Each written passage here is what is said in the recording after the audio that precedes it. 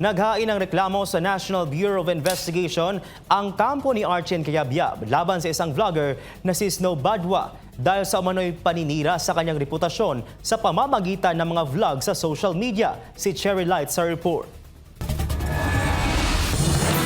Sinabi ni Attorney Ronald Bagasbas, siniraan umano ng vlogger na si Snow Badwa si Arjen Cayabyab sa pamamagitan ng mga vlog nito na inilabas sa YouTube at Facebook. Si Cayabyab ay nagsisilbing alternate governor at team representative ng Converge Fiber Sectors sa PBA Board of Governors. Sa mga inilabas na pahayag ng vlogger, inuugnay umano kay Cayabyab ang sinasabing kaguluhan sa loob ng koponan at ang umano'y hindi magandang takbo ng team.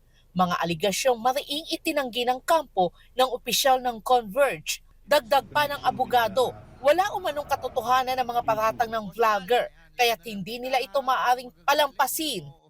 Kung ano pinagsasabi niya na walang katotohanan, sinaraan yung aking kliyente bilang isang team leader, professional manager. So, naapektuhan ang kanyang reputation. So, yun lang. At that's, we have to correct that. We have to set a limit para sa mga vlogger na sumusobra na. Malakian niya ang naging pinsala ng sinasabing pahayag ng vlogger, hindi lamang sa organisasyon, kundi lalo na sa personal at professional na reputasyon ni Cayabyab. Anya, wala namang basihan ang mga aligasyong ibinabato laban sa kanyang kliyente.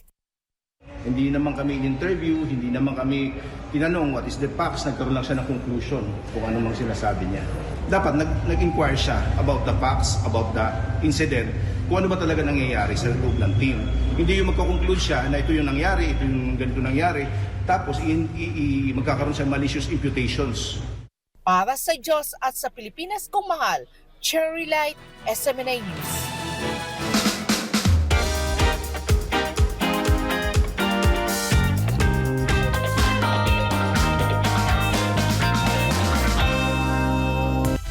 Malalaking cash incentives ang naghihintay sa mga Philippine medalists sa 13th ASEAN Para Games sa Thailand.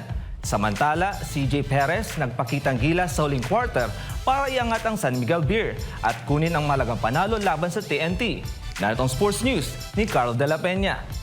Tiyak na makatatanggap ng cash incentive sa mga Pinoy athlete na sumabak sa ASEAN Para Games sa Thailand.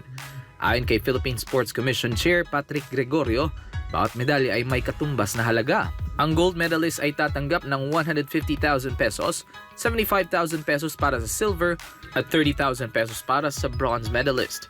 Makatatanggap si Angel May Autumn ng 750,000 pesos para sa kanyang 5 individual golds kasama ang bonus para sa silver sa mixed 4x50-meter freestyle relay.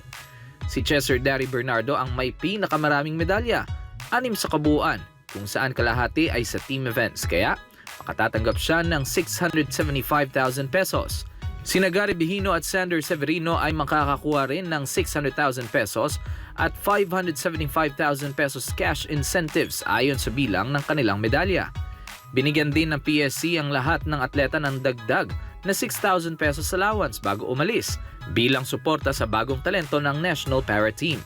Sinabi ni Gregorio na bibigyan silang lahat ng pagkilala bilang mga bayani pagbalik sa bansa.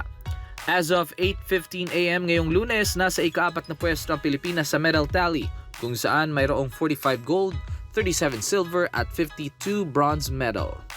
Samantala sa PBA Philippine Cup Finals, matapos maging tahimik sa unang 3 quarters, bumangon si CJ Perez sa 4th quarter at nag-ambag ng 17 points, kabilang ang 4-point shot at triple shot na nagbago ng momentum at nagtulak sa San Miguel Beer sa panalo.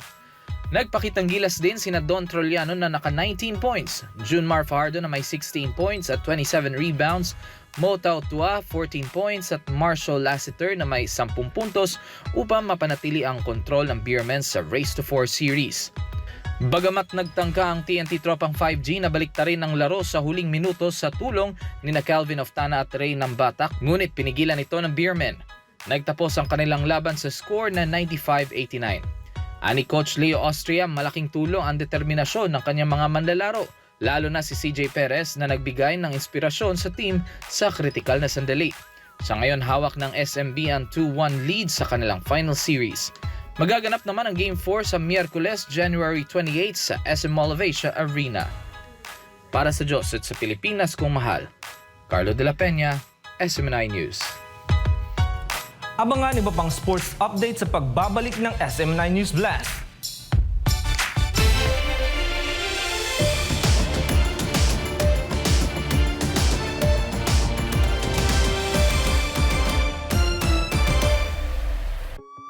Maging ligtas, maging handa. Narito ang ilang paalala kung